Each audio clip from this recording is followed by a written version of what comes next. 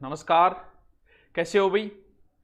तो ये एक अलग सा टॉपिक है। जैसे अभी जो जेई का एग्जाम हुआ था, उसमें लक्ष्मी कुमारी चुंडावत जी की क्वेश्चन आया था, उनके बारे में पूछा था। तो उनकी एक किताब है रजवाड़ी संस्कृति और परंपरा। उस किताब के कुछ अंश बता रहा हूं। ये वैसे कोई परीक्षा उपयोगी नहीं है, परीक्षा में ये नहीं पूछी जाती। ये एक संस्कार है, यानी हमारे राजपूताना के क्या संस्कार थे, संस्कारों से संबंधित है, रीति रिवाजों से संबंधित इसके अंदर बहुत सारी बातें बताई गई हैं। और हर व्यक्ति की रुचि रहती है अपने समाज के बारे में जानने, हमारे पूर्वजों की रीति रिवाज जानने के।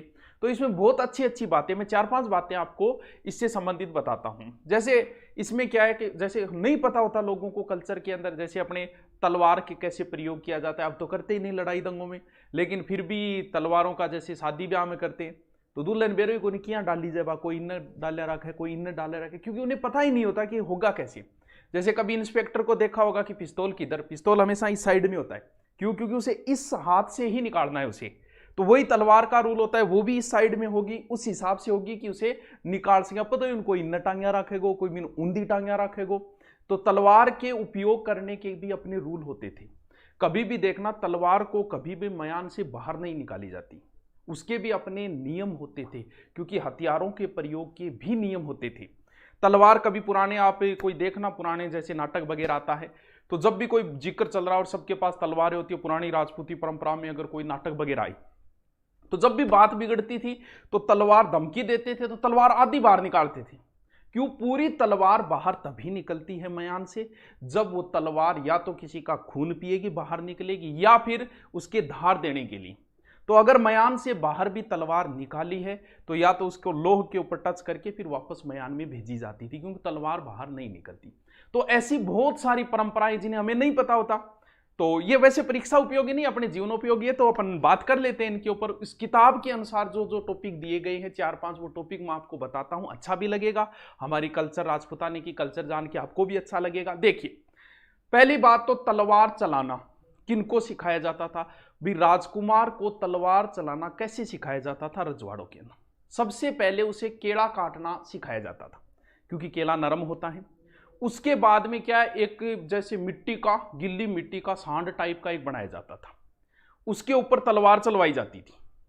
इससे उसकी ताकत का पता चलता था। ये कई बार कोई एक लाठी एक है और जमीन के अंदर कितनी के अंदर तू घुसो दे, अब अंदर तो वही घुसो पाएगा जिसमें ज्यादा ताकत होगी।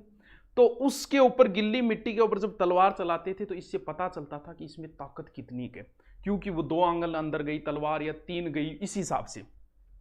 और पुरानी कहावतें, किस्से भी सुनाए जाते थे मोटिव करने के लिए। मतलब ऐसे ऐसे लोगों की चर्चा होती थी, वो कहे पग्गू और तलवार ले गए और बकरे को सिर काट दे, यानी ऐसी बहादुरी वाले किस्से सुनाए जाते थे। हो सकता है ऐसे लोग भी होते होंगे जिनके किस्से चले हैं। फिर क्या होता था कि उससे बकरा कटवाया जाता। अब बकरा मान लो कि बच्चा है, उससे सही नहीं कट रहा है, यानी इसे लोह करना बोलते थे उसे। अब मान लो उससे सही नहीं कटा है तो उसे लोह बिगड़ना कहते थे, कि भी बकरो सही कौन कट्यो। दिलवाड़ा ठिकाने के अंदर ये तलवार चलाना जो है उनकी पुस्तक में पेज 25 पे लिखा गया है। दिलवाड़ा ठिकाने में क्या होता, दशहरे के दिन आदमाता के यहां रोजाना, नवरात्रों के अंदर आदमाता के यहां रोजाना 9 बकरे और 1 भैंसा कटता था। तो जो राजकुमार होते थे उन्हें वहां ले जाया जाता था और सीढ़ियों में उन्हें दिखाते थे, वहां वो खून बहता हुआ देखते थे। वो क्यों दिखाया जाता था? क्योंकि युद्धों में कहीं आदमी की भावना न परिवर्तित हो जाए, कि जिस आदमी का काम नहीं पड़ा, जैसे एक्सीडेंट होता है तो कुछ लोग तो एक्सीडेंट देख ही घबरा जाए, लेकिन पुलिस वाले जाते भी हैं, बिंगास्ती पंजर भी इकट्ठा करें। क्यों? क्योंकि उनका वो काम हो गया, अब उन्हें घिन नहीं आ रही। अब वहां पर स्पेशल उन्हें दिखाया जाता था, ताकि युद्ध भूमि में खून वगैरह देख के और उनकी किसी प्रकार की भावना परिवर्तित न हो जाए, क्योंकि युद्धों में होता था। अब इसमें आया कि क्या महिलाओं को भी तलवार चलाना रजवाड़े में सिखाई जाती थी? तो पेज संख्या 26 पे ही लिखा गया इसके बारे में उनकी पुस्तक के अंदर, कि महिलाओं को भी सिखाया जाता था। क्योंकि कई बार ऐसी परिस्थिति आती थी कि मान लो परिवार के सदस्य कहीं शादी ब्याह में सारे गए हो, पीछे कोई नहीं हो तो आक्रमण हो जाए, तो उनका विरोध कौन करे। जैसे कुनाड़ी रावले में ऐसी घटना हुई थी, जब वहां महिलाएं थी, तो फिर महिलाओं या अपनी पुत्रियों, इनको भी तलवार चलाना सिखाया जाता था रजवाड़े में। और जब ऐसी परिस्थिति आती थी तब कहते हैं कि उस समय एक दोहा चलता था कि सिंगनी की जाई सिंगनी, लीनी तेग उठाए। और उस समय उनका मुकाबला करती थी। ऐसी घटना हुई थी कहाँ, कुन्नाडे के रावलकोटा के यहाँ जनजातियों ने आक्रमण कर दिया था, तो ऐसे ही आती। एक होता चखनी। चखनी क्या होता है, जैसे वो जो चुड़ावत जी लिखते हैं ना, रानी लक्ष्मी कुमारी चुड़ावत जी, वो अपने ठिकाने के बारे में लिखती है कि हमारे ठिकाने में चखनी। चखनी क्या होता थी कि जैसे ठिकानेदार है या राजा है, उसका जो खाना होता था वो कोई एक व्यक्ति चखता था, यानी एक तरीके से कि उसमें जहर वगैरह नहीं लिखे हो। तो चखने का कार्य जो होता था वो इनके रजवाड़े में जो था रावत जी का, वो दाभाई करता था। राजकुमारों को पालने वाले को माता को धाई बोलती थी, धाई के पति को धाभाई बोलते थे। तो उन्होंने लिखा है कि चखनी का कार्य जो है वो हमारे यहाँ धाभाई करते थे। ये उनके पेज संख्या 29 के ऊपर है, उनकी रजवाड़ी परंपरा की पुस्तक के अंदर। एक जो बड़ा ही पवित्र शब्द है मुजरा, और इसका इतना बेहुदा शब्द बना दिया हम लोगों में। रजवाड़े में मुजरा क्या होता था, उनकी पुस्तक में बताया है, पेज संख्या 52 के अंदर देखिए। मुजरा क्या होता है कि जैसे ही रावत जी हैं, रावत जी होते थे ठिकाने के वहां के, तो रावत जी जब सुबह उठते या फिर उनके रानी है, तो सुबह सभी बच्चे वगैरह उनको प्रणाम करते थे। सारे जितने भी लोग हैं सारे प्रणाम करते थे, उसे मुजरा बोलते थे। और बोलते क्या थे मुजरा करते समय, अन्नदाता, यानी और अगर कोई राजकुमार है तो उसके लिए बापजी शब्द का प्रयोग लेते थे। और जनानी डोडी अलग से होती है, रानी को भी लोग मुजरा करने जाते थे, वहां नौकर चाकर जितने भी है सब। तो वो क्या होता था, बीच में एक व्यक्ति होता था, रानी जी को प्रणाम करता था, बाहर कोई व्यक्ति आता वो प्रणाम करता। जैसे उसका अलग अलग जवाब होता था रानी जी का उनके लिए।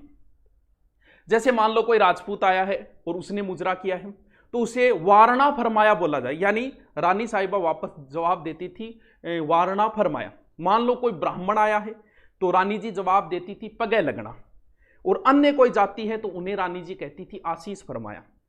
यानी जो मुजरा करता था उसे पता चल जाता था कि कौन कर रहा है।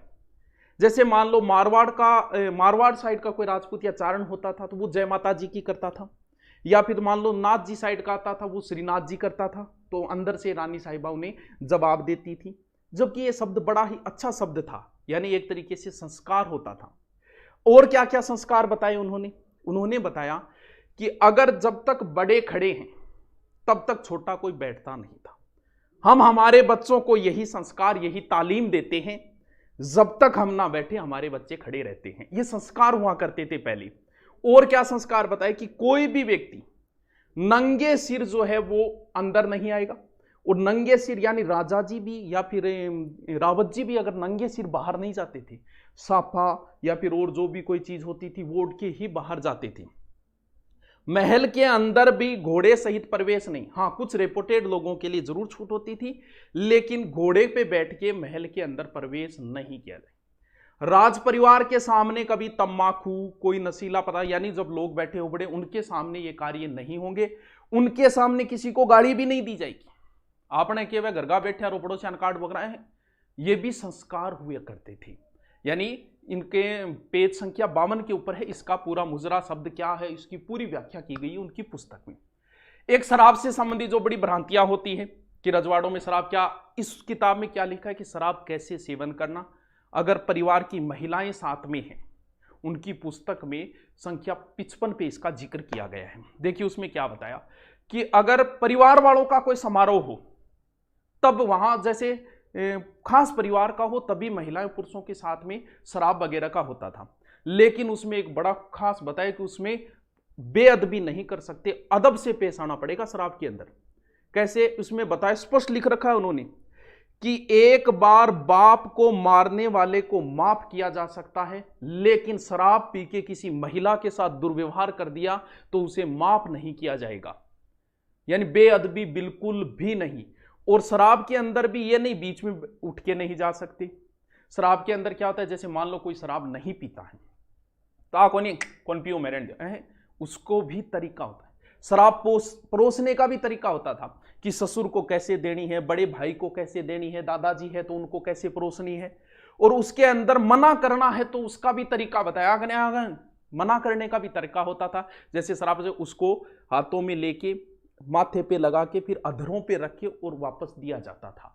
यानी वो एक सम्मान था, क्योंकि शराब का सम्मान नहीं है, देने वाले व्यक्ति का सम्मान है ये, यानी आपको भी बहुत से ऐसा होता है कि बहुत बार हम जाते हैं कहीं भी, चाय पियोगा, कौन पियो, उसका भी मना करने का अपना एक तरीका होता है। क्यों? क्योंकि आपको जो पूछ रहा है, कहीं आप उसका अपमान तो नहीं कर रहे किसी बात में। तो शराब ठीक है, नहीं पीते, वो एक अलग चीज है, पीना जरूरी नहीं है, लेकिन उसको मना करने का भी अपना एक तरीका होता था रजवाड़ी परंपरा के अंदर। तो इनकी पुस्तक में ऐसी बहुत सारी बातें हैं, मैं आपको और भी बहुत सारी ऐसी दिलचस्प बातें बताऊं, क्योंकि ये हर कोई समझना चाहता है अपनी पुरानी रीति रिवाजों को। तो जल्दी मैं आगे भी इनके बारे में, इनकी पुस्तक में जो जो बातें लिखी गई है मुझे भी बहुत अच्छी लगी, बहुत पहले पढ़ी थी मैंने, लेकिन मैं आपको बताऊंगा। Okay, thank you.